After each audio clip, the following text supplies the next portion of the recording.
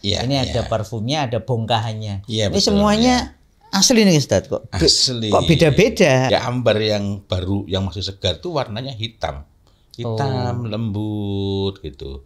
Kalau ini kan tidak, disemburkan sehingga yang masuk ke betina itu sedikit, yang lain tuh banyak yang menjadi rizki. Iya, Rizki laut. bukan terbuang sia-sia. Iya, Dan ambar itu adalah minyak wangi yang paling disukai oleh Nabi Allah Muhammad Sallallahu Alaihi Wasallam setelah misik. Bagaimana Ternate maupun Tidore itu memainkan peran sangat penting di dalam perdagangan ambergris.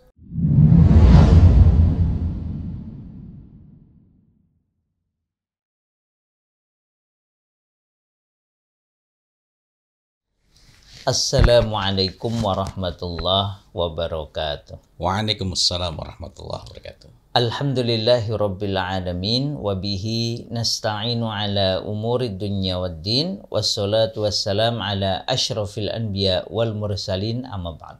Alhamdulillah para sahabat Wewangi, berjumpa lagi dengan kita semua untuk berbincang tentang Wewangi tuntunan Nabi. Ikhtiar kita untuk meneladani Rasulullah Sallallahu Alaihi Wasallam khususnya dalam berwewangi.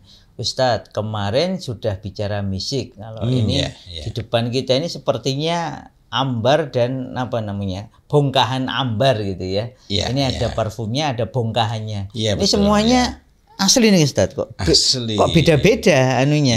Kenapa nih istilahnya apa ya? Warnanya kok beda-beda. Nah, agar kita nggak bingung, seringkali kan ada yang tanya, seolah-olah yang paling valid itu adalah ambergris. Ambergris itu adalah bahasa Perancis dari ambar yang warnanya gris, abu-abu. Gitu. Nah, memang betul ambergris itu bahasa Perancis, tapi kata amber itu serapan dari ambar, bahasa Arab.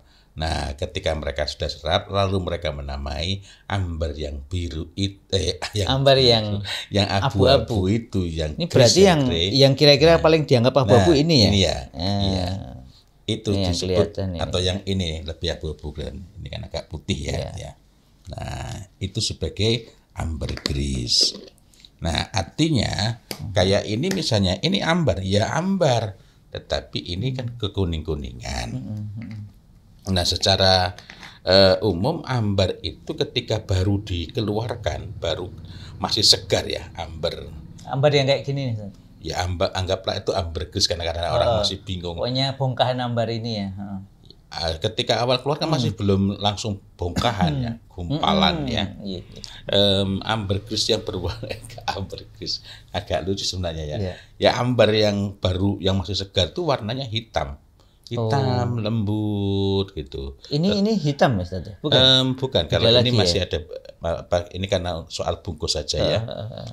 Ini warnanya lebih kuning daripada ini. Nah, baunya nggak sedap. Kalau yang masih baru.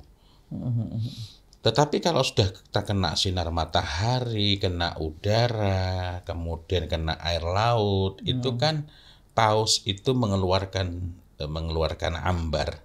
Sebutan lain untuk spermanya itu kan ketika berhubungan ya, paus jantan ketika berhubungan dengan paus betina itu kan mengeluarkannya sebagaimana kita tampilkan dalam video itu, tidak langsung sebagaimana hewan-hewan atau manusia yang langsung kepada bagian dalam betinanya. Kalau ini kan tidak, disemburkan sehingga yang masuk ke betina itu sedikit, yang lain tuh banyak yang menjadi rizki. Iya, rizki laut. Bukan terbuang sia-sia.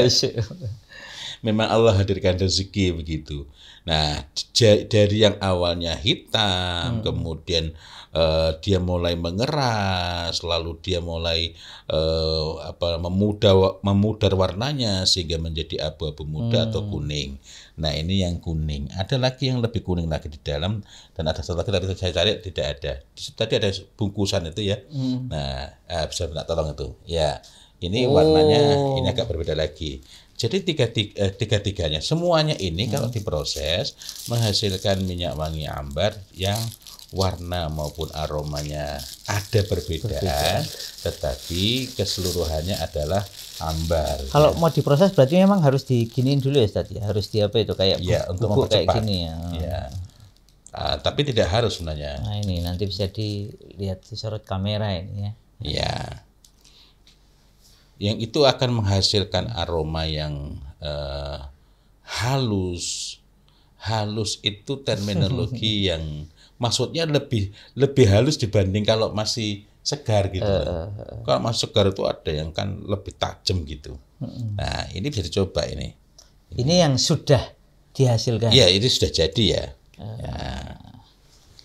Wah, ini memang para sahabat wewangi harus nyoba sendiri kalau ambar itu ya. Kalau enggak dan ambar itu adalah minyak wangi yang paling disukai oleh Nabi Allah Muhammad sallallahu alaihi wasallam setelah misik. Setelah misik.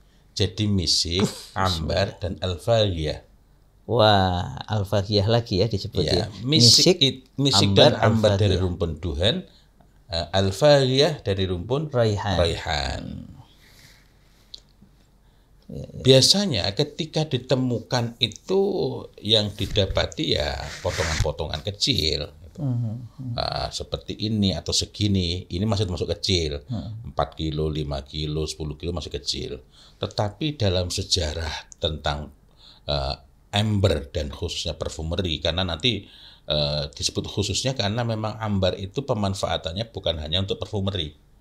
Untuk obat-obatan yang antara lain lewat konsumsi dicampurkan melalui makanan. Nah, itu penemuan terbesar itu justru di Indonesia. Penemuan bongkahan ambar yang terbesar ya. Yang ketika itu mereka orang-orang Eropa menyebutnya Dutch East Indies. Hindia Belanda Timur, Hindia Belanda begitulah. Hindia Belanda. Padahal kita bukan wilayah Belanda, mereka sedang menjajah itu. Yang beratnya satu bongkahan saja 1.400 pon. Masya Allah.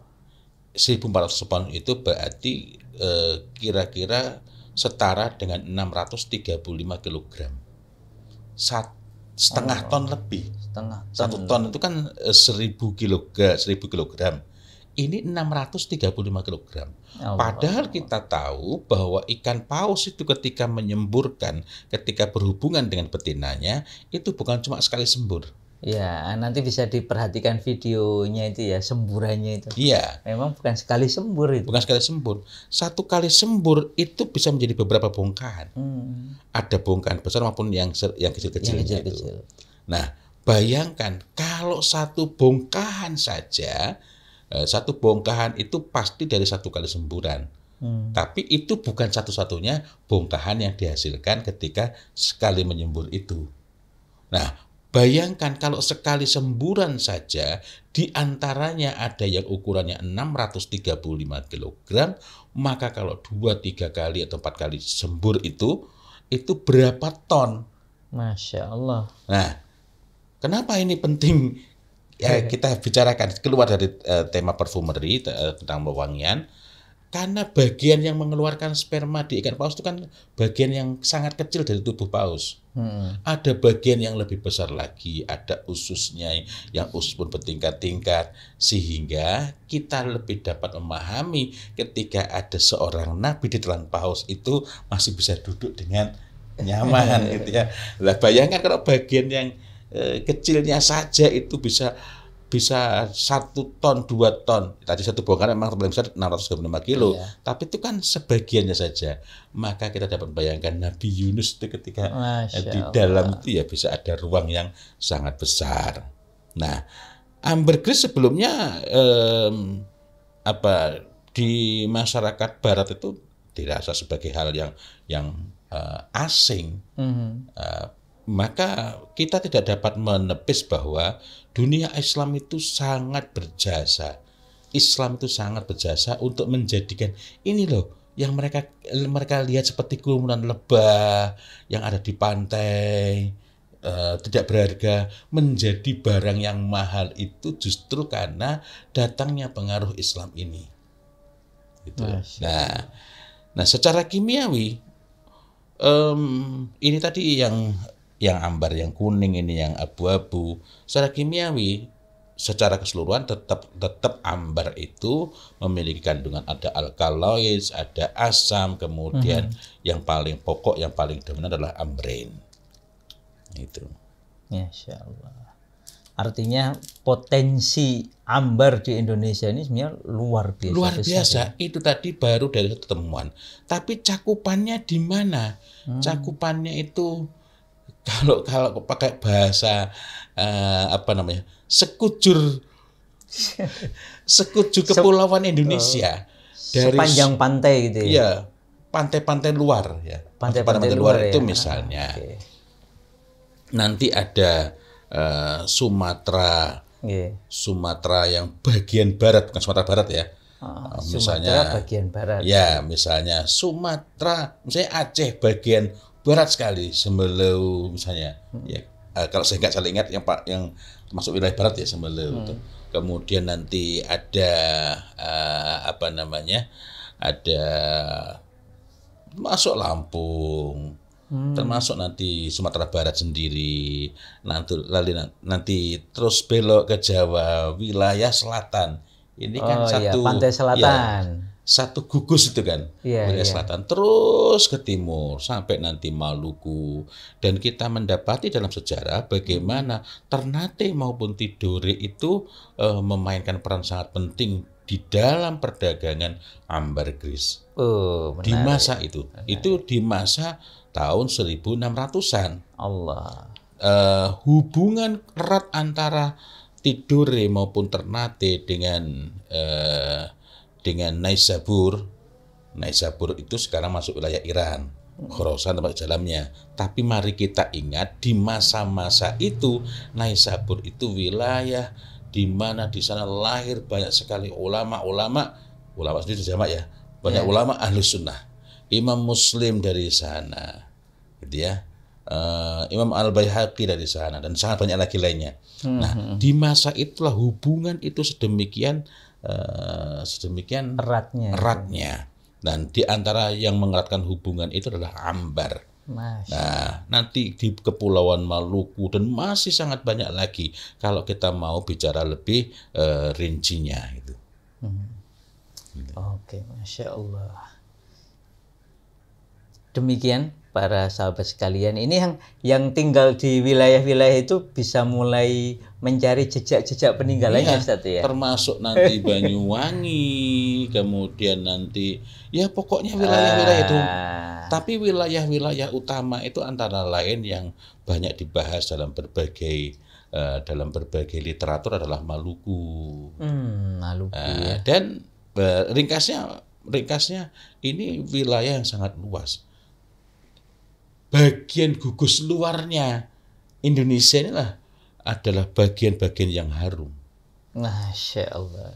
Semoga kalau luarnya harum, di dalamnya apa lagi? Ya, harum dengan iman, dengan Islam, dengan ittiba ila Rasulillah sallallahu alaihi wasallam.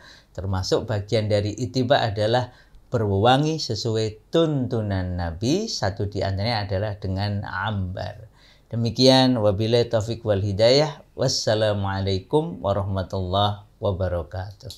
Waalaikumsalam warahmatullahi wabarakatuh.